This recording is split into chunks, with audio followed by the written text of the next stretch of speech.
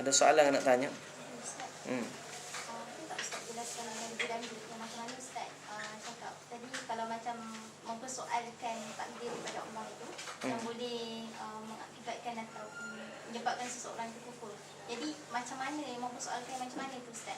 Adakah apabila seorang tu ditimpa musibah kemudian dia berasa sedih kemudian manusia sometimes dia ada tendensi untuk macam kenapa benda ni berlaku kat dia. So adakah just because dia rasa macam tu benda tu menyebabkan dia kufur Ustaz? Dia mempersoalkan dari sudut menolak. Kita kadang-kadang kita soal kenapalah aku jadi begini. Tapi kita tidak menolak takdir Allah. Kita kata kenapalah benda ni. Yang kita kata mensoalkan takdir, tunjuk pula rasa tak setuju dengan Allah Subhanahu Wa Taala. Tunjuk rasa tak setuju. Macam kita kata orang yang kena musibah, angkat pedang, tunjuk pada Allah Taala, kenapa tu awak macam ni? Nak balas dengan Allah Subhanahu Wa Taala, nak bergaduh dengan Allah Subhanahu Wa Taala. Itu dah keluar. Tapi kalau sekadar mempersoalkan, mana-mana manusia bila ditimpa musibah, dia akan rasa sedih. Allah, kenapalah jadi. Tapi dalam masa yang sama dia menerima. Cuma dia rasa, kita kata, nak kata tak puas hati, bukan tak puas hati pun, dia rasa sedih.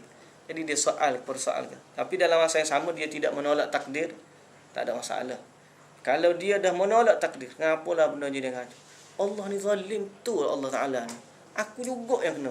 Apa? Dia. Aku tak akan tunduk pada Allah Subhanahu Wa Ta'ala. Berusaha, itu jadi benda lain. Boleh? Aku ubah takdir pula macam tu. Macam-macam cerita. Banyak cerita pula. Tapi soal mempersoalkan tadi macam kita kata perkara yang menyinggah dalam hati. Soal macam riak. Sesuatu yang merosakkan amal. Tapi kalau sekadar singgah, kemudian kita cepat-cepat istighfar, itu menyelamatkan kita. Ada persoalan dalam hati, kemudian kita kata inna lillahi wa inna ilaihi raji'un. Bukankah musibah itu, lafaz kita bila menerima musibah adalah lafaz penyerahan kepada Allah. Inna lillahi wa inna ilaihi raji'un. Kita berserah kepada Allah. Soal takdir, serah kepada Allah Subhanahu Wa Ta'ala. Mempersoalkan sampai kita nak engkar kepada Allah. Sampai kita kata Allah zalim, Allah jahat. Kenapa Allah buat macam ni macam aku? Tak patut aku boleh macam ni. Aku patut boleh baik lagi. Itu dah dari lain. Mempersoalkan sampai peringkat ingkar kepada Allah, itu yang tak boleh.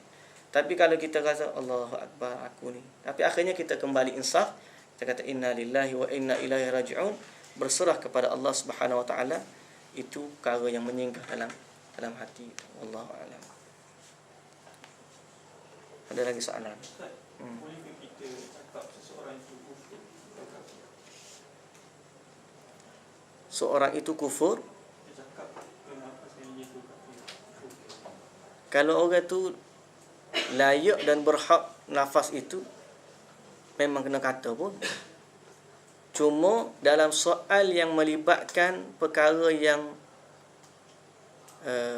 kecil, contoh, bukan kecil, yang tidak jelas. Seorang yang isytihar, aku tak nak solat, siapa suruh solat, bukan wajib pun. Kufran bawahan, kufur yang jelas, itu memang kita kata pun. Tapi seorang yang kita tak tahu iktikad dia macam mana, melainkan ada bagi tahu, kemudian dia mesti diputuskan oleh mahkamah dan sebagainya. Tentu bicara gini. Yang tu memang kita tak boleh nak kata, melainkan ada penghakiman. Begitulah juga dengan orang yang kita kata bila tak salat dan sebagainya, mesti dirujuk kepada orang alim, cek dulu dia tahap mana dia tak salat. Apakah tak salat dia sebab malas, ataupun kita tengok tak salat mengkafir ni begini ni contohnya. Terus pada itu tak boleh. Mesti dilihat kepada sebab yang mana hanya ahli-ahli ilmu dan penguasa yang boleh bagi. Atau kita tengok orang tak salat, kufur ni, murtad ni, hukum bunuh, ambil pisau dia bunuh tu.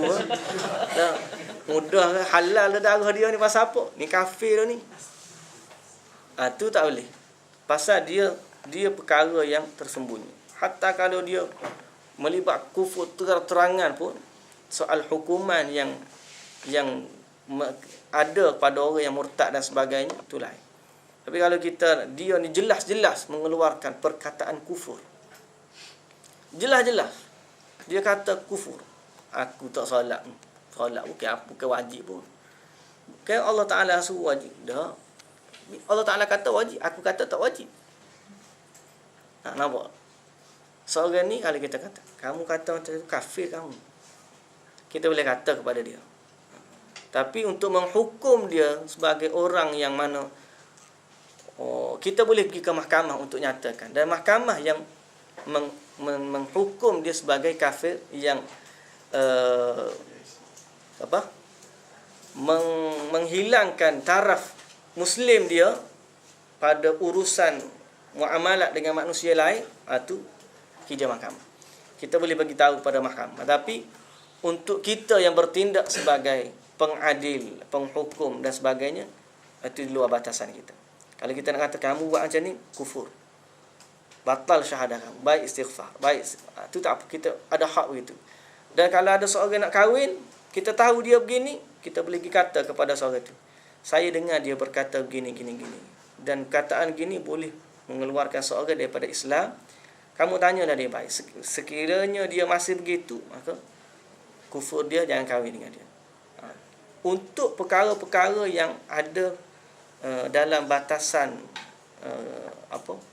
sepadan kita kata. Tapi dalam lebih daripada tu, kita tak kata. Wallahu a'lam. Sama juga dengan kufur nifak. Kufur nifak ni sesuatu yang tersembunyi. Kufur nifak sesuatu yang tersembunyi. Dan kita tidak mendapati seorang sahabat Nabi yang Nabi SAW bagi tahu pada dia nama orang-orang munafik, dia pergi duduk jaja kepada orang. Oh fulan ni munafik, oh fulan tu munafik, oh fulan dah. Sedangkan dia tahu, Nabi bagi tahu kepada dia, ni golongan munafik. Kecuali yang jelas macam Abdullah bin Ubay bin Salul. Itu semua kena bapak pada munafik. Tapi yang penjaga rahsia Nabi tu, sahabat diintai tengok, kalau dia pergi salat jenazah, kawan ni mati, kawan ni sahabat pergi, kalau tak pergi, sahabat tak pergi. Maksudnya dia tidak menjadi pengisytihar dalam soal tu, tapi dia jaga rahsia Nabi. Ataupun kita boleh mendekati dia, cakap baik-baik dengan dia. Wallahu a'lam.